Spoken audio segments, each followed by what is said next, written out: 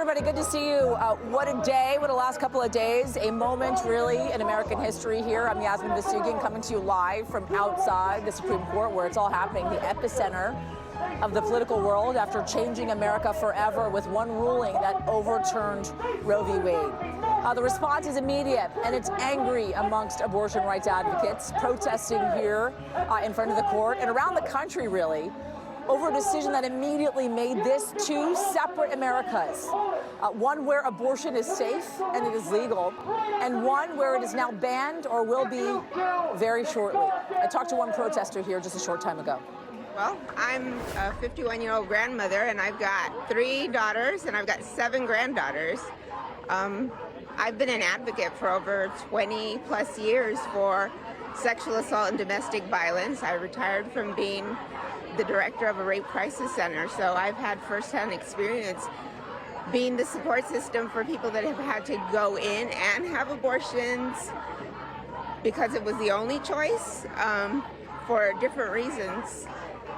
But because people that are making assumptions that people are just having this done, why are the people that are making this law, why are they the ones making laws for somebody's body, for someone's own body, when they don't know firsthand the reasoning? Shouldn't it be doctors and the person whose body it is making that choice? Why are they making laws over someone else's body? Something that I've heard over and over again throughout the day during my coverage so far. And the Supreme Court may not be done yet. It seems a line from Justice Clarence Thomas suggesting more of our rights may actually be on the table here, including contraception, I should say, and same-sex marriage. Right now, women with an unwanted pregnancy in a state where abortion will be illegal, facing an incredibly stark reality. Continuing on with their pregnancy or take a tough journey to a state that allows choice. It is a journey I'll report on in detail coming up in the next few hours, a journey I took with a group of women from Dallas, Texas. It's early in the morning, and 20 young women meet at a church in Texas for one reason. They will travel to New Mexico and get an abortion. I can't do this. I can't put another kid through what the 2 that I already have are going through. It's just not an option right now. Not for me, not for him. One of those girls, Memory, texting me yesterday just in total shock that something like this has now happened. A friend of hers scheduled to have an abortion yesterday and now unable to do so. But first we had this almost constant presence of protesters here outside the court, emotions running high ever since the decision to roll back abortion rights came down. Ali Rafa standing just over my shoulder here inside that crowd that's been growing throughout the entire day, Ali. And you and I have been speaking throughout the day as well. And really this is a multi-generation conversation that's happening, a multi-generational protest that's happening. And it's not really just about abortion rights.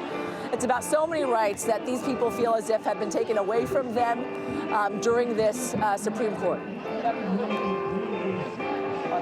That's right, Yasmin. Emotions running extremely high here, and that's because thousands, really millions of women across the country woke up this morning with less rights than they had just a few days ago, and they're processing this news that we heard yesterday of the Supreme Court's decision to overturn Roe v. Wade still hours later. And so, as you can see behind me, really the crowd just continues to grow here.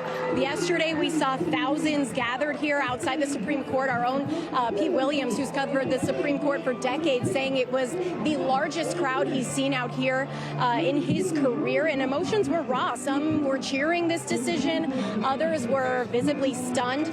There are less people out here today, as I mentioned, around 400, 500, and what we're noticing is the mood shifting. This went from extreme passion, raw emotion and reaction to really a feeling of motivation and purpose. People saying that this can't happen, that this cannot actually be the first time in the country's history that a Supreme Court gifted right is then stricken away. And so we heard from a woman named Anna earlier who immigrated to this country from the USSR in 1989. Anna telling me she came here for freedom. And she says that now she's really dumbfounded, that she really can't believe that this is happening in this country she specifically immigrated to for these reasons. Listen to a little bit of her reaction here. This is supposed to be a place where the government is not telling us what to do with our bodies, what to believe, what to say, and this is what's happening. This is the laws that are getting passed. This is not the country I picked to move to. This is not the country for which I gave up my statehood to apply for asylum. And I am embarrassed right now. We are the laughing stock of the world, and we need to fix it. And thankfully, we have some ways to fix it. We come here, we are a presence, and we vote. We vote in November, and every November. Yasmin, Anna, and so many others out here telling me that one of the reasons they think that they can make a change here is through the November midterm elections. All of them telling me that women's reproductive rights are really on the ballot in November, Yasmin. Yeah, I've heard that a lot, Allie, as well. The question is, it's end of June now. We have got 5 months or so until those midterm elections, until those votes are cast. The question is, will the Democratic Party be able to maintain this momentum to use this very issue as the rallying cry to get people to turn out, in favor of candidates that support abortion rights for women? It's something that we're going to be following throughout the next couple of months. But emotional, dumbfounded, shocked, really, are certainly some of the things I've been hearing as well out there. For now, Ali Rafa for us, thank you. So let's go to where this case all started, Mississippi. This state at the center of this historic case, first brought by the Supreme Court. Mississippi does, in fact, have a trigger law, but has not yet activated it. The Attorney General there saying they intend to give the law the thoughtful attention, as it was put, that it in fact deserves. Joining me now is Kathy Park, outside of Jackson Women's Health. Kathy, good to talk to you once again. Talk us through exactly what's happening on the ground there, as people here on the ground, obviously folks here reacting very viscerally, emotionally to the decision from the Supreme Court. Yasmin, that is absolutely right. As you mentioned, we are standing right in front of that abortion clinic, which was essentially at the heart of the historic ruling by the Supreme Court. And it definitely has been heated at times in front of this clinic. Protesters have been out as early as 4 o'clock this morning. We've seen activists on both sides of this debate. There is a lot of police activity as well, trying to keep the peace. But for the most part, it's been relatively calm, and it seems like the demonstrations come in waves.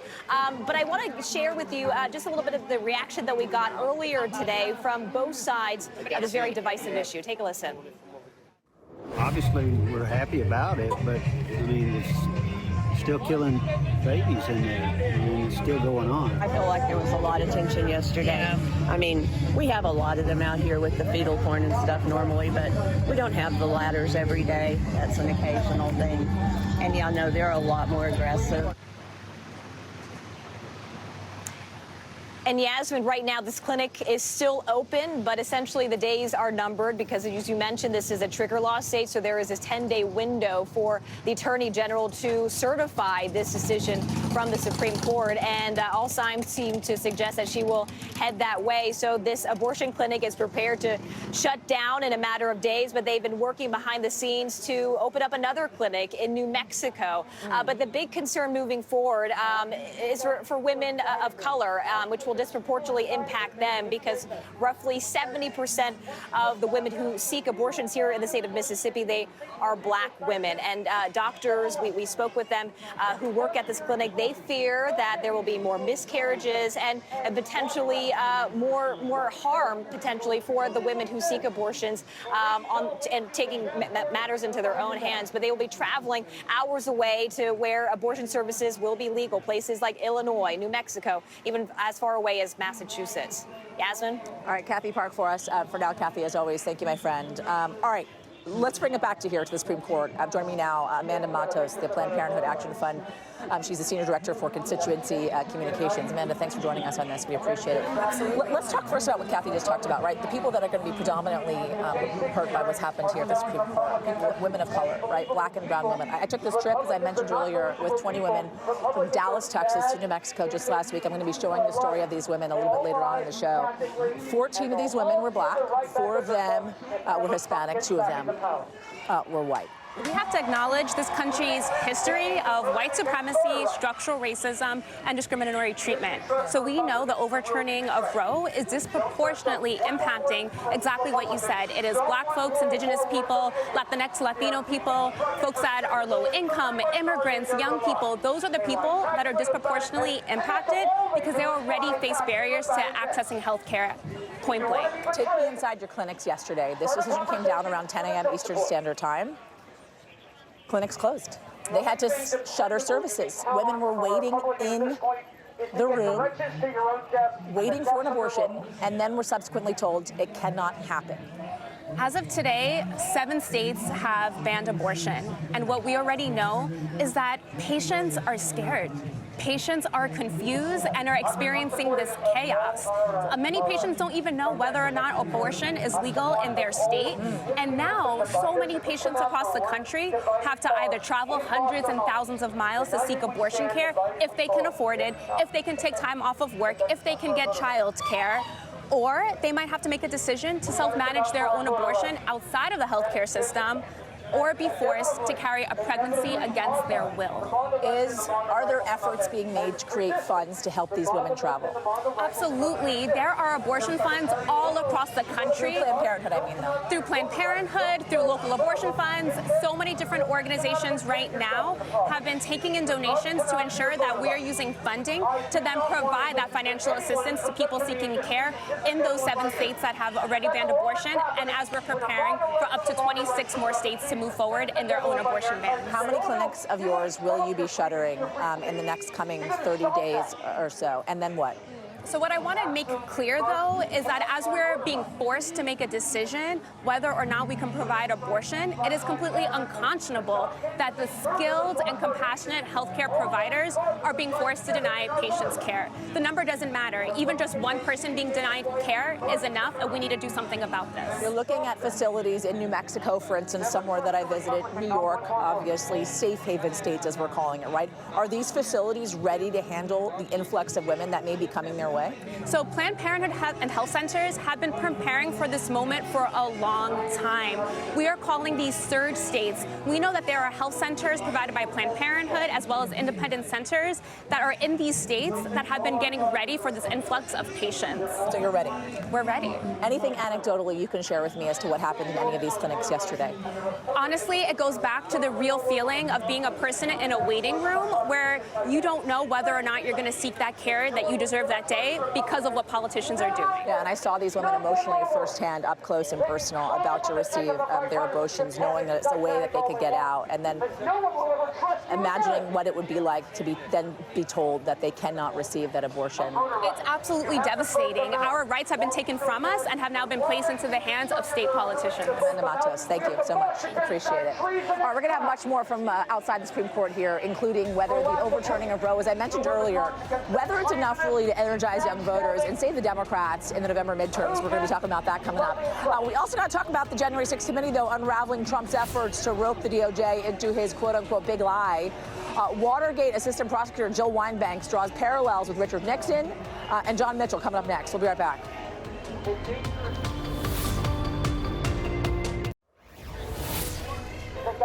Welcome back, everybody. We've got more of our special live coverage here of Life After Roe from the Supreme Court ahead, including my conversation with an interracial couple suddenly worried not only about abortion rights, but their rights as a couple as well, the rights of their children. That's in a moment. But right now, we got new information still sinking in from the January 6th committee providing evidence that Republican members of Congress sought pardons in the former president's big election lie scheme. The investigative body also laying out evidence of Trump's pressure campaign on the Department of Justice. Take a listen. The president said, just say the election was corrupt and leave the rest to me and the Republican congressman. So, Mr. Donahue, that's a direct quote from President Trump, correct? That's an exact quote from the president, yes. 3 Trump-appointed DOJ officials testifying that they threatened to resign over Trump's coup plot, which involved installing Trump ally Jeffrey Clark in the top job at the DOJ. Here's reaction to the plot as laid out by the Select Committee. Jeff Clark was proposing that Jeff Rosen be replaced by Jeff Clark. And I thought the proposal was asinine. And I said, that's right, you're an environmental lawyer. How about you go back to your office and we'll call you when there's an oil spill? I thought Jeff's proposal, Clark's proposal, was nuts. I mean, as a guy said at a certain point, listen, the best I can tell is the only thing you know about environmental and elections challenges is they both start with E. And based on your answer tonight, I'm not even certain you know that. All right, let's talk about this with Jill Wine-Banks, former assistant Watergate special prosecutor and an MSNBC legal analyst. As always, Jill, it's great to talk to you. Let's talk through some of the testimony we heard over the last week or so, specifically some of the stuff that I just played. I'm talking about the conversation between Donahue and the former president, essentially saying, listen, just say it's corrupt and leave it up to me. And then, of course, Jeffrey Clark essentially trying to install himself as Attorney General of the United States. Talk me through what stood out to you. First of all, I loved of all the lines that I've ever heard, just go back to your office and we'll call you when there's an oil spill. That seems like the very appropriate thing. All of these concepts were part of an overall overarching conspiracy to take down the election results, to deny us the right to elect who we choose, who we voted for, to undo our democracy. So it's all really terrible. And it sounds a lot like Donald Trump, doesn't it? He said, just say that I need 11,780 votes. Just find me those. Just say that there's an investigation of Hunter Biden, and then you'll get what you need in Ukraine. This is his pattern. It sounds totally believable that he did it. I think it shows his intent, shows his criminal intent, and it shows that he wants to be indicted. He's fine. So there's a question of whether or not it's believable. There's also a question of whether or not it's prosecutable. But before we get to that answer, Jill, talk to me first about some of the similarities that you've been seeing, especially when it came to the Nixon prosecution. Well, the last hearing on the Department of Justice, I think, shows the closest similarities that I have seen. And that is Richard Nixon and Donald Trump both abused their power as president in terms of the Department of Justice. And you had in the Nixon White House, you had John Dean getting information from the Department of Justice that should have never been revealed because it is all secret.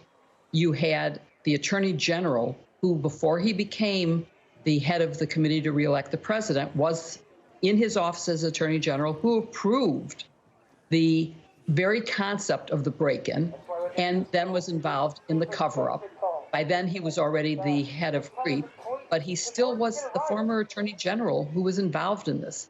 So I think using the Department of Justice, and they also used the CIA to try to stop the FBI from investigating the trail of money that would have showed that the $100 bills in the burglars' pockets when they were arrested came from cashing a check that was written to CREEP.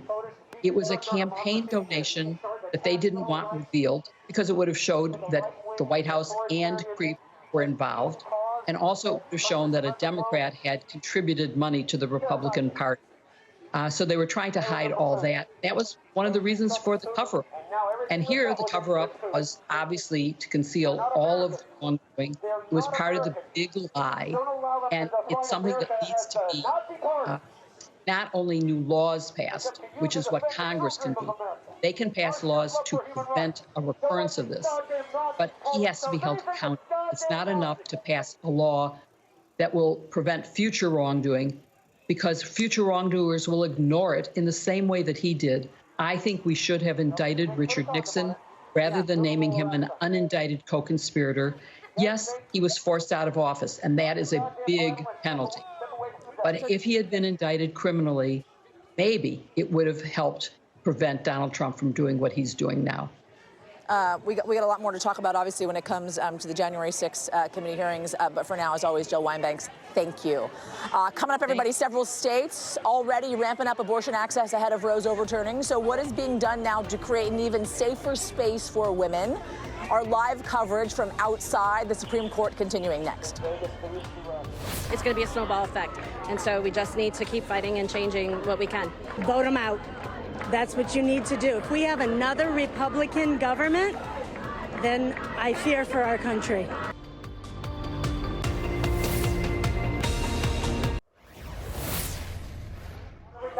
All right, welcome back, everybody, to our special coverage here from the Supreme Court. The decision, of course, to overturn Roe. I'm Yasmin Vossoughian. The voices of these protests, they're loud here today, and people continuing to gather. The crowd behind me continuing to grow as well. Not only voices in favor of the opinion here that was delivered by the Supreme Court, but voices against the opinion. And of course, that crowd is continuing to grow throughout the day. Also want to show you there's just some gathering of CPD just in front of me here, as our shooter here, Pete, is showing us as well. Not sure what they're doing and gathering here for, but nonetheless, we're going to keep our eye on them, too. Missouri was the first state to invoke a trigger in which a trigger law that was put in place. But before we go to that, I want to show you an interview that I had with an interracial couple that was here at the protest behind me. Let's take a listen to that. We came out here today because we've got two little boys who are wonderful choices that we got to make, and they deserve better of their country, of their officials, than what we got yesterday. What about you, Michael? I came out here because my whole life I've always taken this as a basic human right, and to have it snatched away so quickly by some people that I didn't elect, that scares me. And then I'm just scared of the domino effect. What's next? Are you going to come for me? Are you guys going to come for my gay and trans and lesbian colleagues, friends? It's frightening. So you're talking about gay rights, obviously, marriage equality, the possibility of a slippery slope, also referencing the opinion that we heard, the majority opinion from Justice Thomas as well, and being an interracial couple. Is that something that worries you as well, the precedent that was set in the Supreme Court back in the 60s? Absolutely, yeah. The precedents that set any protections that we have that are based on bodily autonomy or privacy are at risk, and that includes our marriage, that includes gay marriage, that includes contraception, that includes all these things that so many people are so affected by, and it's scary. Are you hopeful for change or hopeless right now? How are you feeling? I'm both. I'm scared, I'm disillusioned, but also I see everybody out here, and it's like there's a lot of us out here who we expect better from our government. This isn't right. What needs to happen? Activism, votes, and there are so many voices here that need to be heard. We can't go home and just, argue with our spouses about it or talk to our girlfriends about it. We have to be heard. They got to be heard. So let's talk about those trigger laws that I mentioned a little bit earlier. Talking about specifically Missouri, as I mentioned, the first state to invoke this trigger law following the Supreme Court's ruling, which immediately banned all abortions in the state, except in cases of medical emergency. Cal Perry is standing outside for us in St. Louis. Cal, talk to us. I know that you were out there yesterday as well. We're seeing some major protests here in Washington, D.C., outside the Supreme Court. How are things playing out there? Look, today things are quiet, no protesters today. Yesterday is when we saw sort of that large demonstration. I'm outside the only place where women could get an abortion in the state of Missouri, and it only took about 10 minutes after that ruling came down in Washington, D.C. for abortion to officially become illegal here. It was the Attorney General who signed a proclamation made possible by that trigger law that you mentioned, which went into effect in 2019. This is a conservative state, Yasmin. I say that because the state legislature is run by Republicans. The Attorney General is a Republican, as is the governor. So there was almost a political race to sign that proclamation, and it was the Attorney General who did it first. Now, this Planned Parenthood had to then inform the Department of Health that they would stop providing that procedure to women, which leaves millions of women in this state with no place to go unless they go to Illinois. But of course, the centers there, Yasmin, are going to be full. Appointments are going to be hard to get. And this is a regional difficulty that we're going to see here. In the state of Kansas, for example, there will be a vote in August as to what happens with abortion in that state. I mention that because of the thousands of abortions that are carried out each year in Kansas. More than half of the people who are having those abortions are from here, the state of Missouri. And this is what Planned Parenthood wants people to know, that this has been, as they put it, really a war against reproductive health as it relates to women, and that is just health care in their view. And that is why Planned Parenthood is so concerned about what legislation is to come, especially in states like Missouri. All right, Cal Perry for us in Missouri. We appreciate it. Just want to mention to folks, as we are out here, obviously covering the protests here on the ground, there's a lot happening around us. There's a lot of noise happening around us, protesters happening. There's a lot of standoffs as well. So as you're watching this coverage, please keep that in mind. So we go from Missouri, of course, to Tennessee, abortion remaining legal for the moment. But the state is set to outlaw it in a month's time due to one of those trigger laws they have in the books, but the state's attorney general wanting to restrict abortion even sooner, by the way, following an emergency motion to push an abortion ban into effect as soon as possible. I want to go to NBC's Liz McLaughlin, who's on the ground for us there in Memphis, outside a clinic that caters to underserved communities. Liz, take us there. What are you seeing there? Yasmin, good afternoon. We're just across the street from Choices. You can see that building behind me, keeping our distance to respect patients' privacy right now. That clinic opened in 1974 here in Memphis, just after Roe versus Wade, the Roe versus Wade ruling, and has been providing an array of services to this community, including STD testing, even midwife services for live births here, cancer screenings, even birth control access. And that's all set to change. Abortion currently still legal, but Tennessee does have its own barriers, including a 48-hour waiting period, mandatory counseling, including information that discourages women from getting an abortion, and an influx of patients in recent months from other states, including Texas, Oklahoma, Arkansas, with restrictive laws of their own. So these clinicians and workers here are really struggling to try to get everyone in, and especially with all of the confusion now after that ruling. But they do plan to build a clinic in Carbondale, Illinois, about 3 hours from this clinic in Memphis. And they started those plans back when the Supreme Court took on this case, anticipating this decision. But when the CEO here says even though they have plans, the logistical reality of moving everyone to that clinic, that reality is grim. Let's listen. We're not going to be able to see lots of those patients. And the truth of the matter is the clinic in Illinois, the Carbondale Clinic, will be helpful. We will see a couple thousand patients, but we won't be able to see everybody. I mean, we saw almost 4,000 patients for abortion just in our facility last year. And that doesn't include the folks that we're seeing down the street at Planned Parenthood or the folks in Nashville. There's going to be greater need than there will be access available in the state of Illinois. So they're certainly grappling with that, and that trigger law will go into effect in just a few weeks that will ban abortion, any abortion after fertilization. That makes abortion providers subject to a Class C felony if they provide one. And the way the law is written, Yasmin, fertility doctors here are concerned that it could impact them, that something as simple as dropping a petri dish with an embryo inside could make them subject to the same criminal consequences. Yasmin? All right, Liz McLaughlin for us. Thank you. So we've been covering, obviously, Missouri, Tennessee protests here. I'm in Washington, D.C. as well. Want to go to New York, where we're seeing some protests happening there in the Union Square area.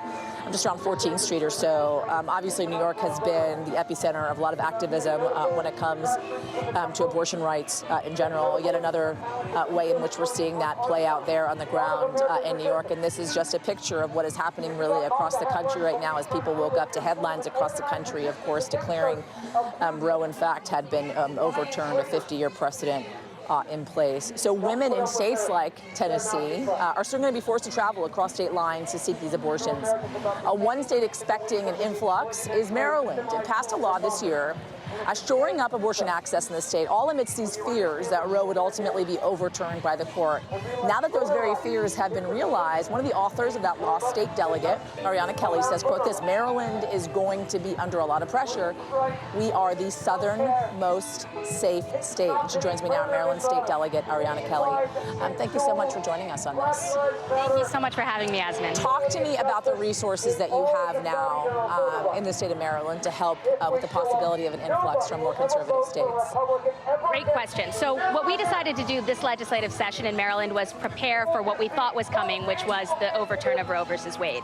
What we did was we increased our number of providers by lifting a physician-only restriction, which is this outdated idea that only doctors can provide abortion. 14 other states already did this. Maryland became the 15th. So we're going to allow nurse midwives, nurse practitioners, physician assistants to provide abortion care. We're also investing in clinical training programs for these providers, not just for nurse midwives, nurse practitioners, and physician assistants, but also for doctors who never had access to abortion training to begin with. So we're the first state in the country to invest state dollars towards clinical training to make sure that our healthcare providers know how to safely provide abortion care. Is Maryland already seeing this influx? Has it already begun?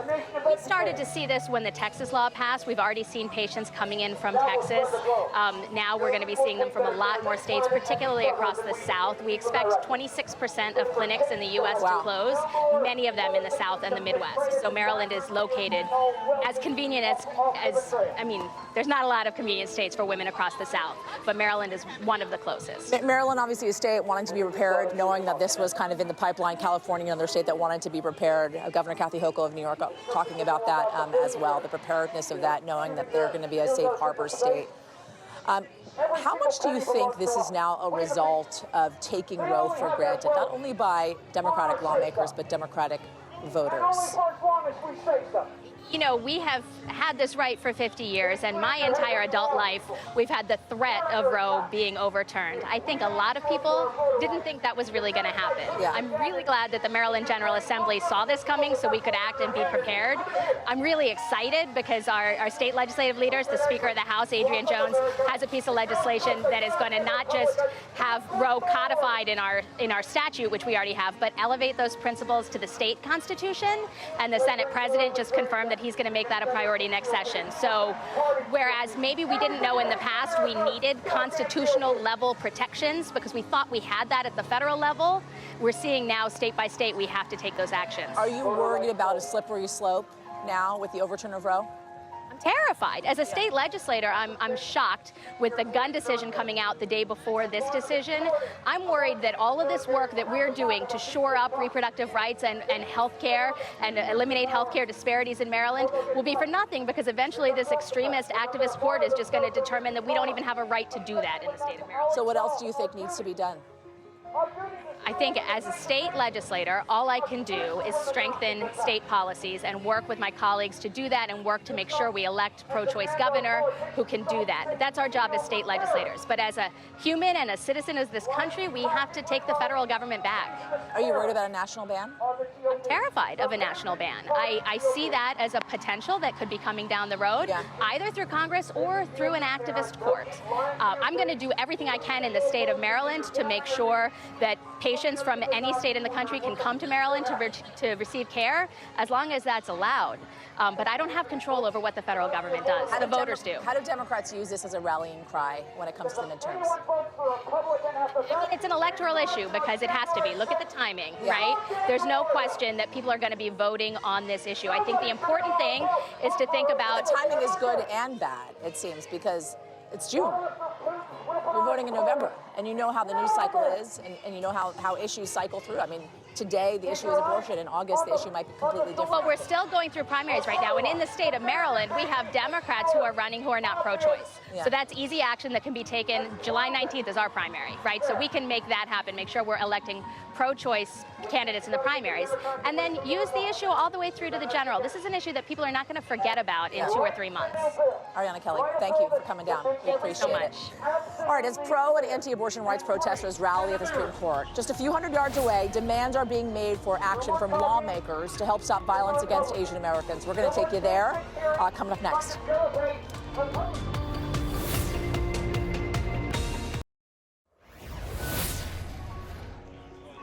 All right, welcome back, everybody. You're looking at 2 images on your screen here. One is happening behind me. It's the continued growing protests here outside the Supreme Court, of course, after the decision that was leveled from the Supreme Court just yesterday, overturning a 50-year precedent of Roe v. Wade. The other side of your screen is Union Square in Manhattan, just around 14th Street or so, the place where much of the activism happens in New York City. George Floyd protests happening there years ago, and of course has been continuing an area in which protests for pro-abortion rights have been happening over the last 24 hours or so. The numbers there are growing as well. And these images, they're not just happening here in Washington, D.C. and happening in New York City, but they're happening really across the country, from coast to coast, in the middle of the country as well, as we're looking at the possibility of 26 states across this country at the end of the day that will be banning abortion. 13 of those states currently having trigger laws in place automatically banning abortion after that decision was released by the Supreme Court. So we're watching across the board the action that's happening on the ground here, as well as across the country, with reporters everywhere covering this story for us. And just a short ways away from where I am right now, thousands are gathering on the National Mall as well in Washington, D.C. today for the first ever National Unity March. The event, it was organized by Asian American groups and other multicultural leaders representing many communities. It is coming as Asian Americans are facing a major spike in racism here, xenophobia, and violence across the country as well. They are demanding political leaders do more to stop violence against Asian Americans, as well as all other historically marginalized communities. This gathering is unprecedented, but I want to lift up that so many of our allies are here. Just as Asian Americans marched last year with Black Lives Matter, so too we see something we have never seen before, and we welcome it. Asian Americans standing up and speaking out, and then people who are black and brown, who are Jewish, who are gay and lesbian, who are labor leaders, people who are white, people who care about the same principles we care about, standing alongside us. That is what gives me hope. A lot happening here on the ground in Washington, D.C. today as we offer continued live coverage from outside the Supreme Court. The head of the largest youth voting organization in the country is joining me next. We're going to talk about what it plans to do to help women in need of abortion services, plus what the Supreme Court's decision means for the midterms. That conversation is coming up as well. We'll be right back.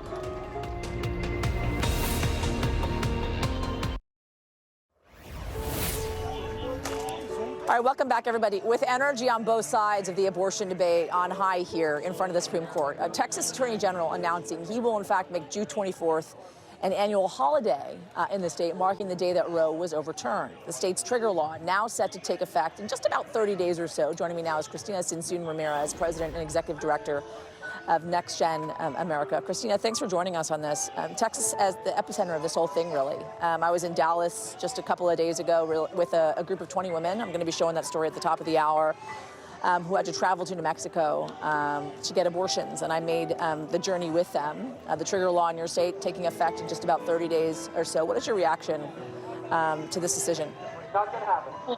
I was at a rally last night where there were young girls crying, imagining the possibility of being in a state and country where if they were sexually assaulted or raped, that they would be forced to give birth to a child that resulted from sexual assault. Look, we all know someone that life has been changed or saved because of abortion. For me, that's my mom, who, had she been forced to have the pregnancy after me, would have died. My friend, again, that was sexually assaulted, and every single woman that just got an abortion because she needed one. In Texas, the freedom to make decisions over our own bodies, our health, our futures is on the line, and that's happening now across the country. People are experiencing what we've already experienced here in Texas for the last several months, and really in effect already, not even the 30-day ban. The 30-day ban has really already begun now here in Texas because our Attorney General has threatened to sue people and say that the ban has already started. I think one of the biggest questions, especially when it comes to young people in a state like Texas and really across the country, Cristina, is this going to be a motivating factor, a rallying cry when it comes to the midterm elections, right? We're seeing people turn out in the thousands, not only here in Washington, D.C., in Texas, in Austin specifically, across the country as well. And you take a look at some of the polling numbers, right? 74% of young adults, when asked about abortion rights, believe they should be legal compared to 25%. Can the Democratic Party, can they continue to rally voters when it comes to the midterm elections to use this issue as a rallying cry? Look, I think that what elected officials need to do is not underestimate the power of a pissed off generation. And young people are very clear that on the ballot in 2022 is fascism. We had record-breaking turnout across the country in 2020 of young voters. At my organization, Next Gen, we helped mobilize 1 in 9 of those young voters that turned out across the country and helped elect Joe Biden and many other progressives in many states. And young people are going to turn out in record numbers because they see that this radical extremist Supreme Court and the takeover possibly of Congress and the Senate by the right will also lead to a total federal ban on abortion. And the vast majority of young people are completely opposed to what they're seeing come out of the Supreme Court. And they also know that this is just the opening salvo, that they're coming for contraception. They're coming for the LGBTQ community as well. And this is a generation that will not stand for it. One other thing, Christina, while I have you, and that is when it comes to marginalized voters, right? Black and brown community specifically is going to be adversely affected by a decision like this one. What efforts are being made to rally folks in marginalized communities throughout your state?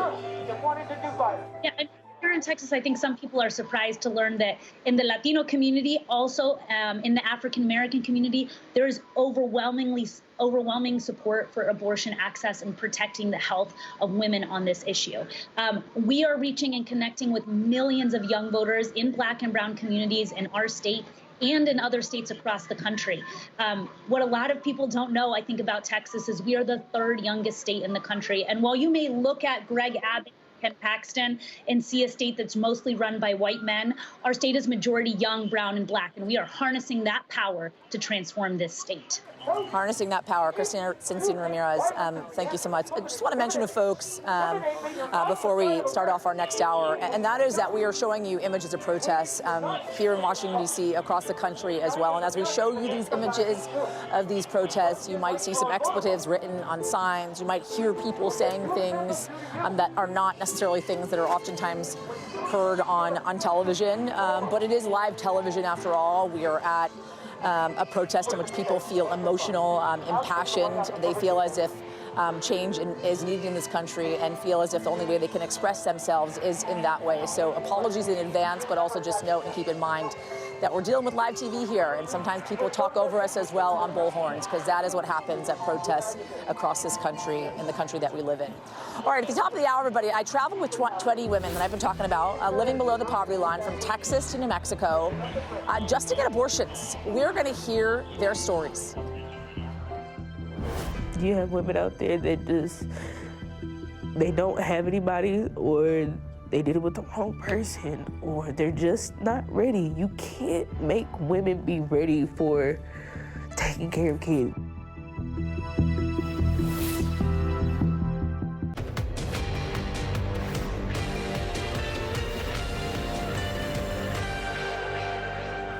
Welcome back, everybody. I'm Yasmin Vossoughian here at the Supreme Court, where protests continue over the overturning of Roe v. Wade, with people making their pain and anger heard.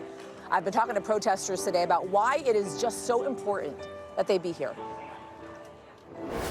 It should be between the doctor and the woman. Honestly, it really should be. But again, if we look at the history of everything that has culminated to this point, then we have to side for our women who want this choice. And why does it have to come down to us, to the Black and brown women? Why does it have to boil down to the Black and brown women, the women of domestic violence and sexual assault? Why does it have to boil down to all of that for us to be able to make decisions on our own body? So in a moment, I'm going to take you on a journey that more women will soon be taking. I followed a group traveling from Texas to New Mexico to get access to an abortion. You have women out there that have been raped. You have women out there that they don't have anybody, or they did it with the wrong person, or they're just not ready. You can't make women be ready for taking care of kids. This is coming as the president and Democratic leaders vow to take action and to protect abortion rights. My administration is going to focus on how they administer and whether or not they violate other laws, like deciding to not allow people to cross state lines to get public health services. And we're going to take actions to protect women's rights and reproductive health. Well, what can they really do without what would be an unexpected change in the political calculus on Capitol Hill? I'm going to talk to Congresswoman Barbara Lee, who has been outspoken about the abortion that she had and the fight for abortion rights in just a couple of moments. You don't want to miss that conversation. I do have the latest in the protests here at the Supreme Court over the decision to overturn Roe shortly, but I want to begin this hour with an up-close look at the real impact the end of Roe will have, perhaps too up close and personal for some. Last week, I flew with a group of women from Texas to New Mexico, a journey across state lines to exercise the right to abortion access, which includes witnessing an abortion by oral medication. It is a journey that is now going to be the reality for so many more in the states where abortions will be banned. Here's their story. It's early in the morning, and 20 young women meet at a church in Texas for one reason: They will travel to New Mexico and get an abortion. I can't do this. I can't put another kid through what the two that I already have are going through. It's just not an option right now. Not for me, not for him. There's like no support system right now. Today, what happens is you get to make a choice about your life. The New Mexico Religious Coalition for Reproductive Choice and the First Unitarian Church of Dallas Adios, amigos. are helping these young women leave Texas, a state with one of the most restrictive abortion laws in the nation. We're arriving at the airport here in Dallas. This is just the first leg of a very long day for so many of these women. We're about to make it law. Texas has banned the medical procedure after 6 weeks. And now, with federal protection for abortion rights gone, traveling across state lines will be the reality for so many women. You want to get it done, but it's just also like, I have to go to Albuquerque to get this done. Advocates of this ban seeing this as a major victory, hoping to institute similar laws with the overturn of Roe. On this trip, all of the women are below the poverty line and 6 to 11 weeks pregnant, and without help, would not be able to make this journey. Only Memory and Sally wanted to be filmed using first names, and Sally asked not to use her real name to protect their privacy. How do you guys feel? Like one leg down, you're now here. It's almost over. It's just still a little bizarre that you gotta come all the way out here. Dr. Curtis Boyd started this clinic in New Mexico and another in Dallas. He's one of the oldest abortion doctors in the country and says he's determined to make sure these women have a way out. And you may just swallow that with some water.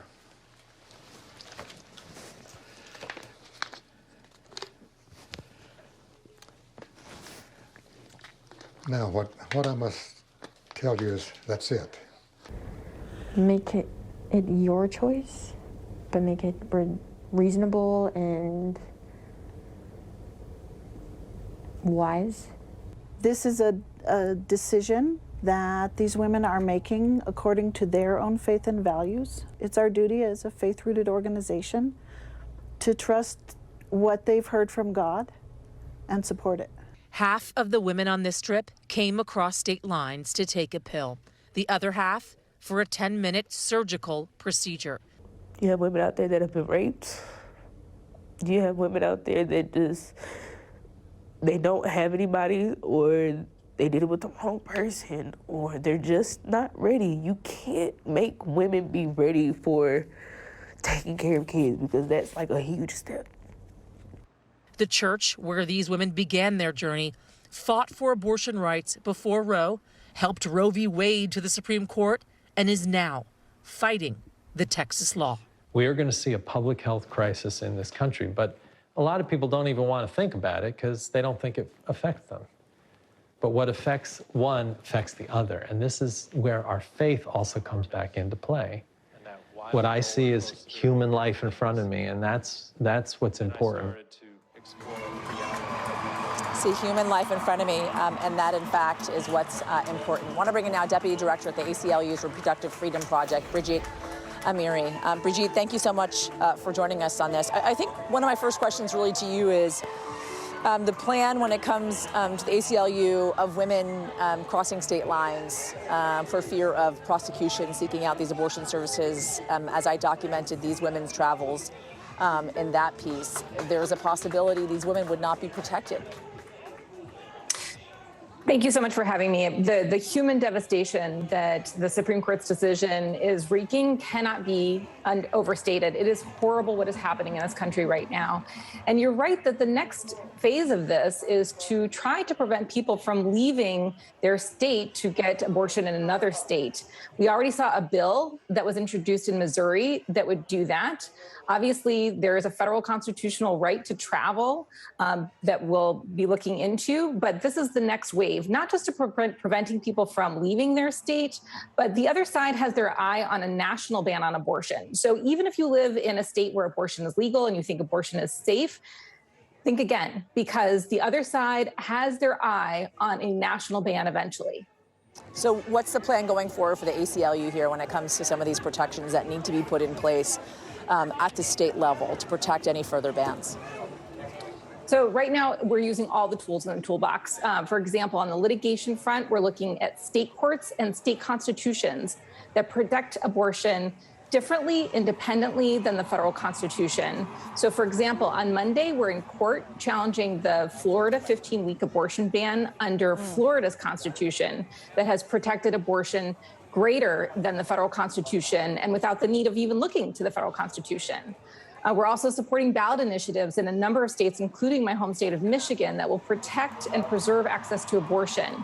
And also making sure that people have their voices heard. The right to go to rallies and protests and have your voice heard and telling your local official how you feel about this issue and making your vote count. The aspect of voting rights that my colleagues do are so important too, because if your vote is watered down, then it's hard to vote your values. Brigitte, what is your reaction to hearing from Justice Thomas in his consenting opinion, essentially also challenging precedent set when it comes to contraception and gay marriage? That's right. I mean, we know that the other side has their eye on this too, that it's not just about abortion, it's also about contraception, it's also about same-sex marriage. We know this to be true, that if you don't believe that these rights are in the Constitution unless they're actually written, the words are written in the Constitution, then where does the line get drawn? And clearly, at least Justice Thomas and others don't want to recognize any constitutional rights unless they're very explicitly in the Constitution, but that's not how our jurisprudence has worked over the years. Brigitte Amiri with ACLU, thank you so much, Brigitte. We appreciate it. So Friday's Supreme Court vote would overturn 50 years of precedent set forth by Roe v. Wade, making it a constitutional right for a woman to opt for an abortion. The ruling directly contrasting statements given under oath by Trump-appointed Supreme Court nominees during congressional confirmations. Take a listen to this. Senator, again, I would tell you that Roe versus Wade, decided in 1973, is a precedent in the United States Supreme Court. It has been reaffirmed, so a good judge will consider it as precedent of the United States Supreme Court, worthy as treatment of precedent like any other. This is a precedent that's been reaffirmed many times over 45 years, including in Planned Parenthood versus Casey, where they specifically considered whether to overrule and reaffirmed and applied all the stare decisis factors. So that, importantly, became precedent on precedent in this context. All right, let's get into this. Democratic Representative Barbara Lee of California joining me now. Precedent, stare decisis, precedent won't be overturned, respecting Roe v. Wade. Those two judges there are voting in favor of overturning Roe. Do you feel lied to? Should the nation feel lied to? First of all, I knew they weren't telling the truth, as in lying, when they said that. And I'm shocked, or well, I shouldn't be really, because that the two senators actually believed them. This is part of a long-term agenda of the far-right extremist Republicans to begin to erode our democratic rights, starting with, of course, our right to reproductive freedom and our personal liberties. They're not going to stop there. What's next? Same-sex marriage, or what's next? Voting rights, could be banning interracial marriages. Who knows where they're going? That's why it is so important that we show up at the ballot box and continue to elect a pro-choice House of Representatives and make sure that we show up to elect senators who are going to support the Women's Health Protection Act and get it to the president, that would put into law a woman's right to access all of her reproductive health care, especially and in addition to abortion care. I want to talk about voting. I want to talk about the Supreme Court as well and their kind of reputation, if there's really any left, not being political. But let's talk about your experiences first. You know what it's like to have an illegal abortion. You know what it was like to live in a world without Roe. You saw the story that I documented of these women going from Dallas to New Mexico. You did not take a journey unlike theirs. In listening and watching the story, of course, it triggered a lot for me. I was young, 15, almost 16, and I got pregnant. I didn't know what to do. I talked with my mother, my beloved mother, who helped me understand the consequences, the cost, and gave me the right to make my own decision, but she supported that. And abortions, remember, were illegal everywhere, in California, Texas, everywhere. So she called her friend in El Paso, where I grew up, and she bought me her friend said she knew a doctor who had a good reputation in Juarez, Mexico. So my mother gave me $200, which is what it cost, put me on an airplane, of course, by myself. At 15? At 15. Her friend picked me up from the airport. I spent the night there. The next night, her friend took me across the border to a dark back alley. Gosh. She came into the room with me. Of course, she had to leave during the procedure, but it was really dark. The doctor had a white coat on, and it was terrifying. It was terrifying for several reasons. First of all, the largest reason for death for black women then was septic abortion. And I saw there by the grace of God, so go I.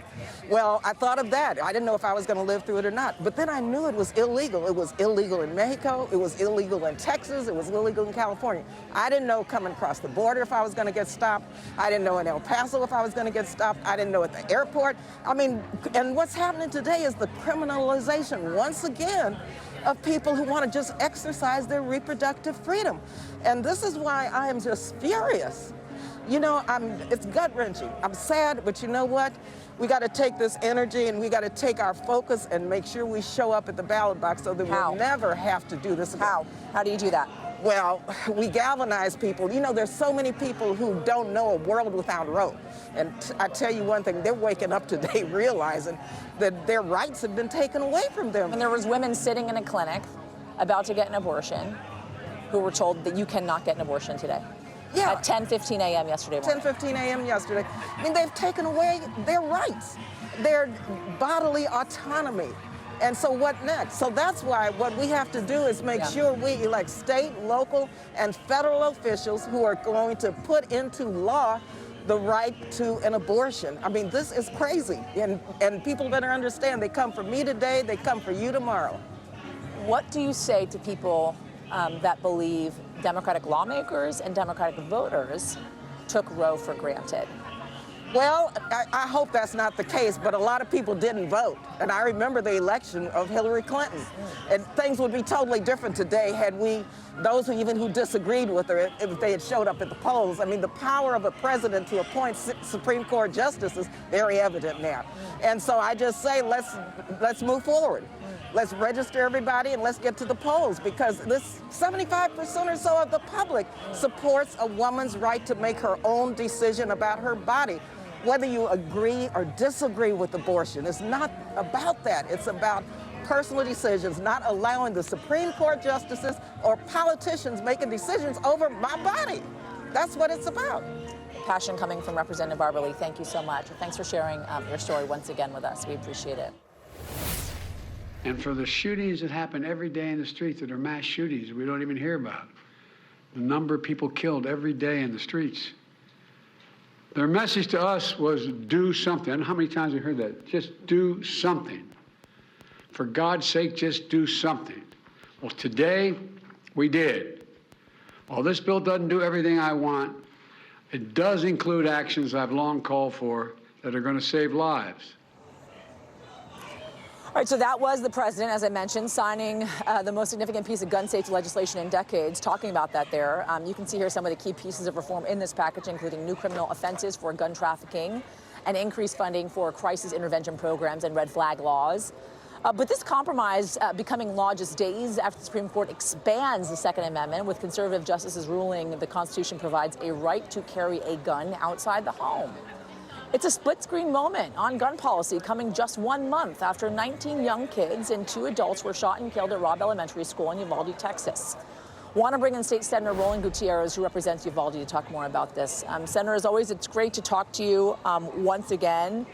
And as I mentioned, it really was a split-screen moment, expanding Second Amendment rights when it comes to guns in the Supreme Court here behind me on Thursday, but alongside that legislation coming out of Congress. Expanding background checks, for instance. What is your reaction to that? You know, disappointed for sure with what's happening in the Supreme Court. On the bill itself, I mean, we're happy that we're getting something. I mean, we are dying of thirst in the desert here. But the reality is it probably do very little for what happened in here in Uvalde. It remains to be seen whether Greg Abbott would even avail the state of Texas or make the state of Texas available for red flag incentives. He's come out before them in the past, and then he's come out against them, so who knows where he's at with that. At the end of the day, you know, we need to do some very important things here in Texas, which is raise the age limit to 21 like Florida did after Parkland. It's my hope that this governor brings us back into a special session to do just that. Is there any optimism, Senator, that he will do that? I think that he's probably going to take Senator Cornyn's actions here. I mean, we have Ted Cruz that voted against this bill. Senator Cornyn at least had enough fortitude to be able to do the right thing on what I consider to be a pretty bare bones, modest bill. If you ask me if it was enough, I'd say, well, you know, it's pretty modest, right? We need a lot more to go in this space, especially here in Texas. Why you have to be 21 to buy a handgun, but you could be 18 to buy an AR-15 makes zero sense. That's something that the state of Texas can do and should do, but Greg Abbott doesn't have the fortitude to do it. I want to talk to you a little bit about some of the major developments in the investigation and more of what we're learning on what happened on that incredibly tragic day. First and foremost, you filed a suit this week against DPS for their failure to release records related to the shooting response. Where are you on that? So we have served them now, and we are waiting on an injunctive hearing date. So I imagine that in the next 10 to 14 days, we'll be in a courtroom talking about some preliminary matters. Listen, we have filed all the necessary protocols and the necessary notices. We have heard nothing from DPS. We now know after my cross-examination of Colonel McCraw that there was 91 state troopers on site, 12 in that hallway. And so they're equally as responsible for the incidences and the delays that occurred here on May 24th. Pointing the finger at the local school cop just simply isn't satisfactory for me. We spent $4 billion on this failed border security policy of Greg Abbott's. 91 of those cops were from that task force, and they failed our children just as much as anybody else did. We have to pull the Band-Aid off so we can assure that this never happens again. I just got to ask you this one last thing, and it was learning the shocking detail of the fact that the classroom door was in fact unlocked. Yeah, I'll tell you, you know, that's what we've been told as of late. I remember a preliminary briefing where a federal agent said that they used a key. And so we've gotten so much contradictory statements on this thing, Yasmin, that we just simply don't know what happened. And that's why I filed this lawsuit. We have been told back and forth different stories that contradict one another, and it's time that we get to the bottom of this. Yeah, absolutely. State Senator Roland Gutierrez, as always, sir, thank you. Coming up, everybody, pro-abortion rights protesters call out the Supreme Court for going against most Americans on Roe. I wouldn't even say we could call this a democracy anymore. 6 judges essentially ruled against the majority of Americans who do not want Roe to be overturned and just disregarded 50 years of precedent. It's absolutely ridiculous and extremely frustrating. We are live from Texas, one of the states that now plans to make their already strict abortion laws even stricter. Coming up next.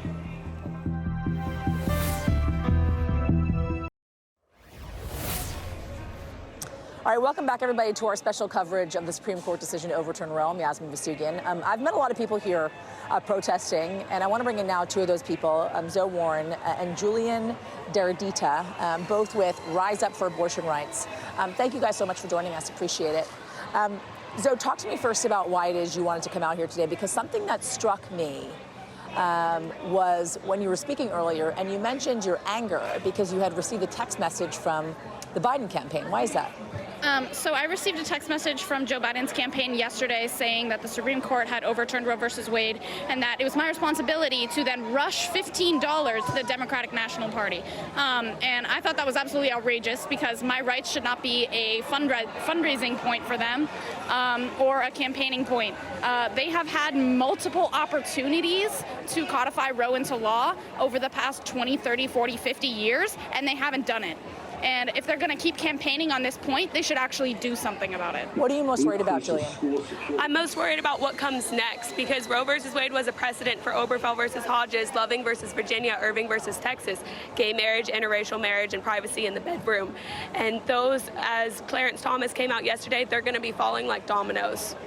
You come from Texas. You're in Austin, Texas. There's a trigger law in place in Austin in 30 days. Yes. Abortion's going to be banned in your state. Abortion has been banned at 6 weeks in my state since last September. September, which is an essential all-out ban because most women don't even realize they're pregnant before that point. And there are women in Texas who've already died and have already been arrested for having an abortion or a miscarriage, because we can't really tell that. It seems like you have obvious anger towards the Democratic Party because you feel as if they've missed chances to codify Roe up until this point, and then here we are.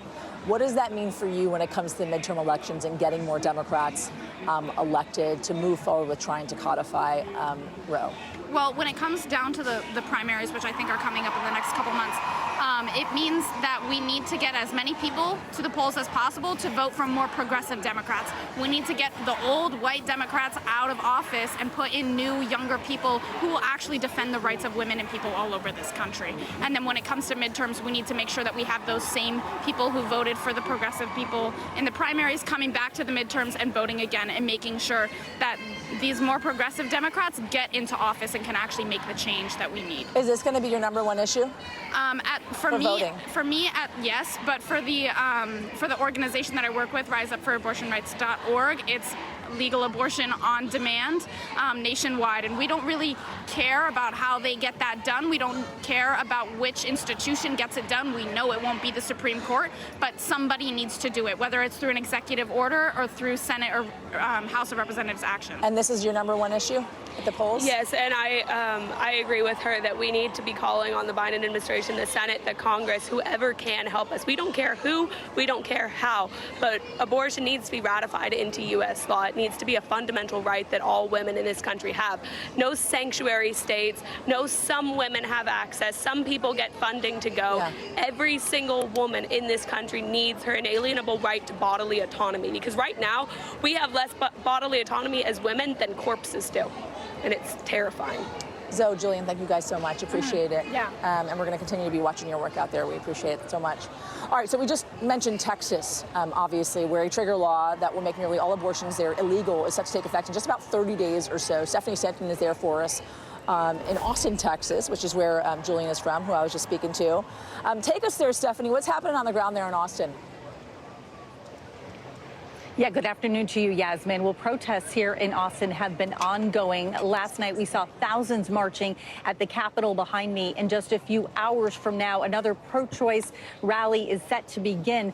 Earlier today, we saw a pro-life rally of sorts. A very small group of supporters gathered outside the Capitol holding signs to express their viewpoint on the recent decision by the Supreme Court regarding Roe versus Wade. They talked about how many were happy to see that. As you talked about, Texas is one of about a dozen states that have trigger laws that will go into effect as a result of this decision. Once the decision is put into a formal judgment by the Supreme Court, that is when here in Texas that 30-day clock begins, and that is when we understand that abortion will essentially become illegal only in the case of if a woman's life is at stake. Doctors, by the way, who perform illegal abortions in this state, they will be penalized as well. They could face up to life in prison and fines of $100,000. Now, we did talk to some people on the ground here about all of this, their opinions about the ruling, and as you might imagine, they are still very sharply divided. It's on all of us, no matter where you stand on the issue, to stand with women and to direct them to resources that will empower them to make informed decisions and say, like, hey, like, I know you're scared right now. I'm with you. I hear you. Your life is not over. This is a tremendous, tremendous outpouring. But how many of these people actually voted? How many of these people actually that's sitting out here right now, that's up here protesting, are going to become more politically involved? Now, again, the ban here in Texas won't officially take place until the Supreme Court enters its official judgment, and it will happen 30 days after that point. But again, protests here are ongoing all weekend long. We are seeing another pro-choice rally, again, starting in just a few hours from now. And then tomorrow, Yasmin, here in downtown Austin, there will be another pro-choice rally, and that will be attended by Democratic gubernatorial candidate Beto O'Rourke. All right, Stephanie Stanton for us. Thank you, Stephanie. We're going to be right back with more from the Supreme Court, including some breaking news we're getting in just now. Planned Parenthood in one state making a move to block a trigger ban from taking effect. We're going to tell you about that coming up next.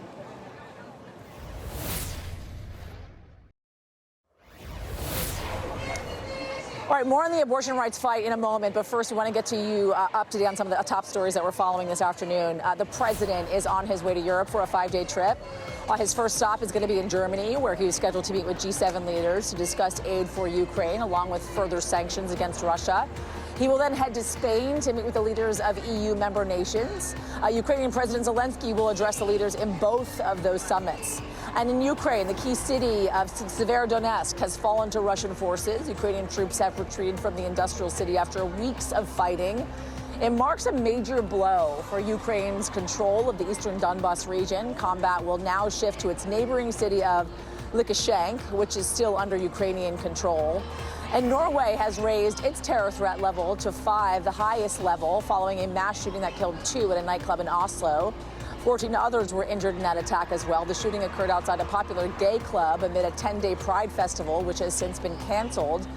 Authorities described the attack as a, quote, extreme Islamist terror act. One suspect is currently in custody. All right, just breaking in just the last couple of minutes, Planned Parenthood has filed a lawsuit in Utah in an effort to block the trigger law there. It is the first legal effort we have seen so far to stop one of the trigger laws across the country from taking effect. I want to bring in Kristen Mink, senior legislative organizer at the Center for Popular Democracy. Kristen, thanks for joining us on this. We appreciate it. Talk to me first about your reaction, of course, to what came down from the Supreme Court and what's next. Well, I mean, we have been expecting this for a while. We have anticipated this. This was why we rose up and fought back so hard against the Supreme Court appointments of Kavanaugh and Amy Coney Barrett. We knew that this would happen. Yeah. We told our leadership that this was going to happen, and that has brought us to where we are today. The radical right has been organizing from the local level up for decades to bring us to this point. So even though we expected it, it still is a tremendous emotional impact. It's a huge blow. I thought emotionally that I was more prepared than I think I actually was. Yeah. I have daughters. I'm a former teacher, and I am thinking about all those students I got who are, really terrified in this moment. So this is an enormous blow for all of us, for choice, for reproductive freedom, for privacy.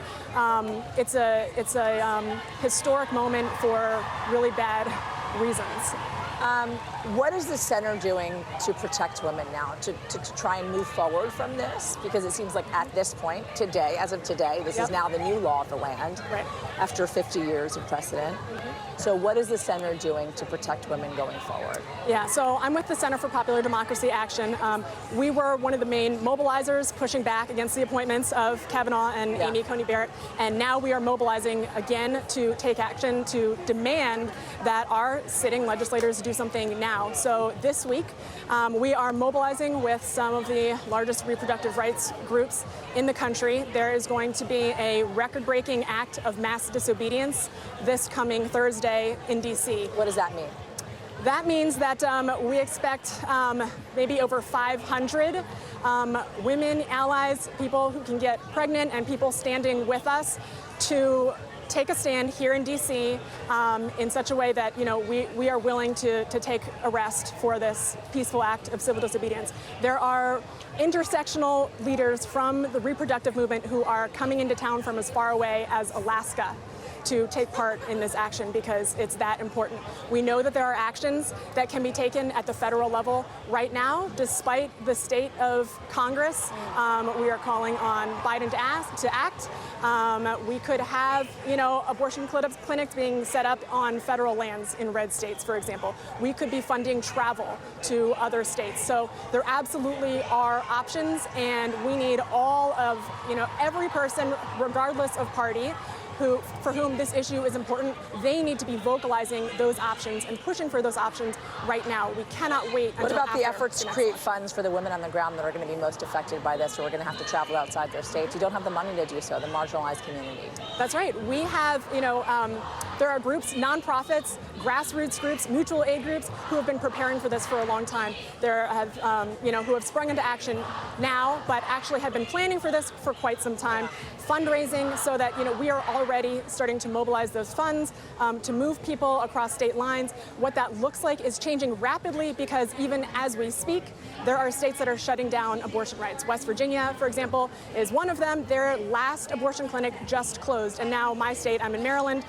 we're we're going to be seeing this huge influx of people from West Virginia and other areas coming into our area. So even though, you know, Maryland is a relatively blue state, having pro-choice people in office there, I'm actually running for election myself in Montgomery County for County Council District 5 there. As a pro-choice woman, I'm one of the only women on the ballot there, you know, and we have to have leadership at the local and state levels who are going to fight for choice, fight for our rights, fight for privacy, and help all of the people who are going to be flooding across state lines to make sure that they are able to get the care that they need as well. Kristen Ming, thank you so much. Thank you for having me. Appreciate it. All right, still ahead, everybody. The Supreme Court has lit a fire, as you just heard from Kristen, under voters concerned about reproductive rights. But the question is, which side is going to benefit most? The election's in November. I'll be there, and everybody I know will be there, and I'll be driving people there, and I hope that it mobilizes people, maybe the people who wouldn't have been mobilized before.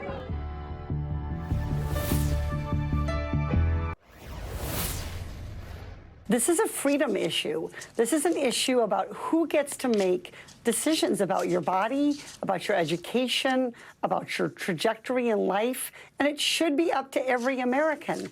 And so for me, this is fundamentally, it's a very bitter pill to swallow when we talk about the sweet land of liberty, and yet we have a court that is trampling on the will of the majority of people and taking away constitutional rights. Democratic Congresswoman Katie Porter of California laying out plainly the fundamental right taken away yesterday by the justices of the Supreme Court when it comes to abortion. Let's get into this with Susan Del Percio, Republican strategist and an MSNBC political analyst, along with Danielle Moody, host of the podcast Woke AF and co-host of Democracy-ish. Danielle, I saw your Instagram this morning, so all I got to do is press the button go and let you talk. So go, Danielle. I think that what we witnessed yesterday is an absolute and total disgrace. But I want people to understand that we are here not just because of what Republicans have been working out in daylight to do for the last 50 years, which is undermine the ability of a woman and people with uteruses to have an abortion. But the reality here is that Democrats have known what Republicans were doing because they're not doing it undercover.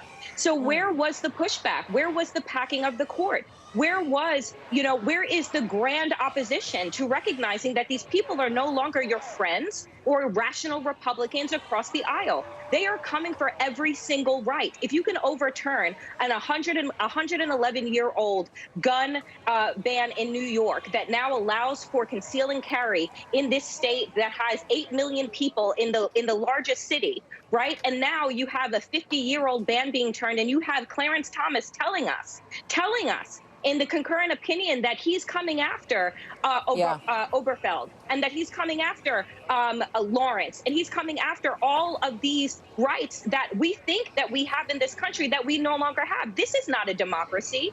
This is not what this looks like when you have 9 people who were not elected by the members of this country, right, who get to dictate, and we have to sit around and figure out which right they're going to take away next. This is not what America looks like. And so I'm waiting for Democrats who are in power to stand up and actually start to fight, and fight the way that they need to for these people that they're so afraid of the reaction, right? The reaction is here. It has arrived. So now what are we going to do?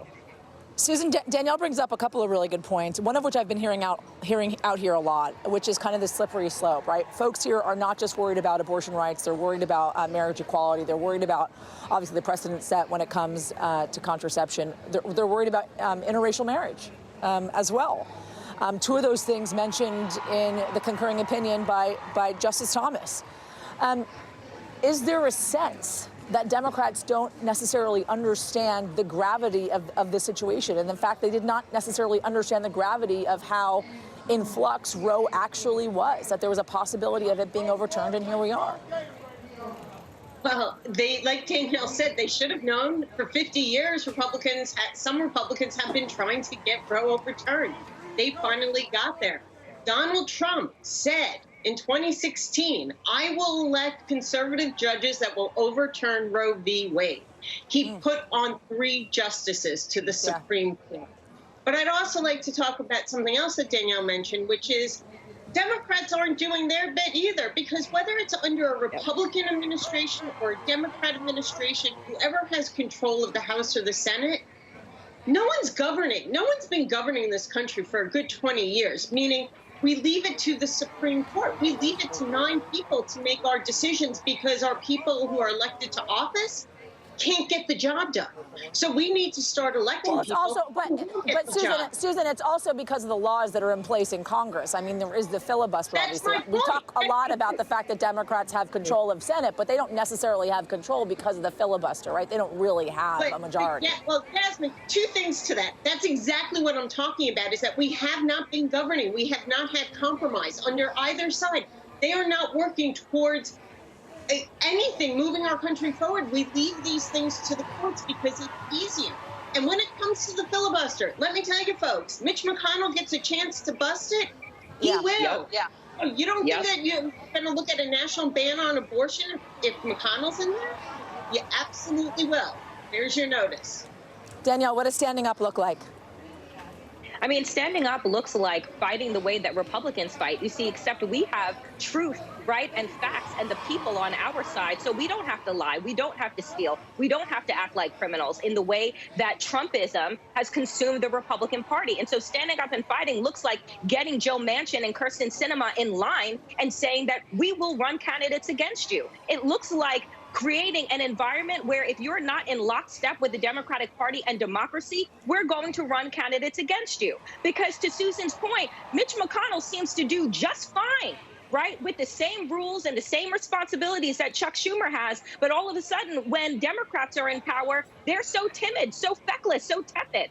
So I'm saying that now is the time to stop pretending that these are people that you can compromise and work with. They are overturning our democracy, one right, one case at a time. Susan is putting us on notice. The Supreme Court put us on notice multiple times this week. It is time for Democrats to stop pretending that voting alone is going to save us, because it is not. Not when they are obstructing every single point of our ability to do so. All I had to do was press go with these 2 women. As always, Susan Del Percio, Danielle Moody. Thank you guys both. We'll be right back.